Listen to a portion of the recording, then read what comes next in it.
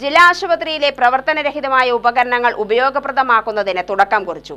ആദ്യഘട്ടമായി പണിതീർത്ത 13 വീൽചെയറുകളും 10 സ്ട്രക്ചറുകളും ആശുപത്രി അധികൃതർക്ക് കൈമാറി. പാലക്കാട് ഹെൽപ്പിംഗ് ഹാൻഡ്സ് ചാരിറ്റബിൾ ട്രസ്റ്റാണ് ഈ സദുദ്യമത്തിന് പിന്നിൽ. കോഴിക്കോട് മെഡിക്കൽ കോളേജ് കേന്ദ്രീകരിച്ച് പ്രവർത്തിച്ചു വരുന്ന കെയർ ഹോമിന്റെ സംഘാടകരാണ് ഹെൽപ്പിംഗ് ഹാൻഡ്സ് ചാരിറ്റബിൾ ട്രസ്റ്റ്.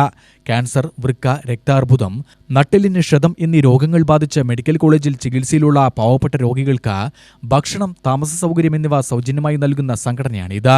ജില്ലാ പഞ്ചായത്ത് പ്രസിഡന്റ് ബിനുമോൾ ഉപകരണങ്ങൾ ഏറ്റുവാങ്ങി. അപ്പോൾ നിങ്ങൾ പറഞ്ഞു ഇതുപോലെ സ്റ്റീലുമായിട്ട് ബന്ധപ്പെട്ടിട്ടില്ല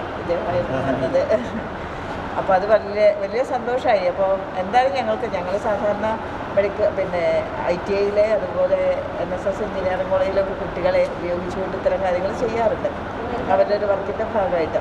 അപ്പോൾ വളരെ തുറന്ന മനസ്സോടുകൂടി ഇത്തരം കാര്യങ്ങൾ ഞങ്ങൾ ചെയ്തു തരാമെന്ന് പറഞ്ഞപ്പോൾ ഹെൽപ്പിംഗ് ഹാൻഡ്സിൻ്റെ ഒരു വലിയ പ്രവർത്തനമാണ് നമ്മുടെ ആശുപത്രിക്ക് വേണ്ടി ലഭിച്ചിട്ടുള്ളത് എന്നുള്ളത് സന്തോഷത്തോടെ ഇവിടെ ഓർക്കുകയാണ്. തീർച്ചയായിട്ടും ഇനിയുമുള്ള വർക്കുകൾ നമുക്ക് പരമാവധി ഇത്തരത്തിൽ ചെയ്തെടുക്കാൻ സാധിക്കണം.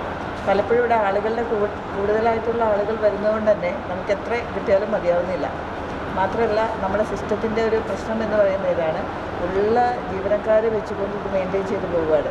എല്ലാ തരത്തിലും സർക്കാരിനെ ഈ പറഞ്ഞ പോലെ എല്ലാം ഗംഭീരമാക്കിയിട്ട് നമ്മുടെ സർക്കാർ ഹോസ്പിറ്റലിൽ പ്രവർത്തിക്കാൻ സാധിക്കില്ല. അപ്പോൾ ഉള്ളത് മാക്സിമം ഉപയോഗപ്പെടുത്തിക്കൊണ്ട് ചെയ്യുന്ന രീതി ആയതുകൊണ്ട് തന്നെ കിട്ടുന്നൊരു വീൽചെയർ പോകുന്ന രോഗിക്കൊപ്പം പോകും, സഞ്ചരിക്കും, പിന്നെ ഇത് സ്ഥലത്തെത്തില്ല.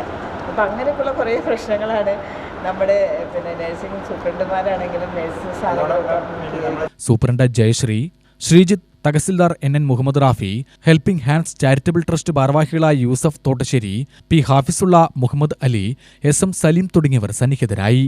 UTV news, Palakkad.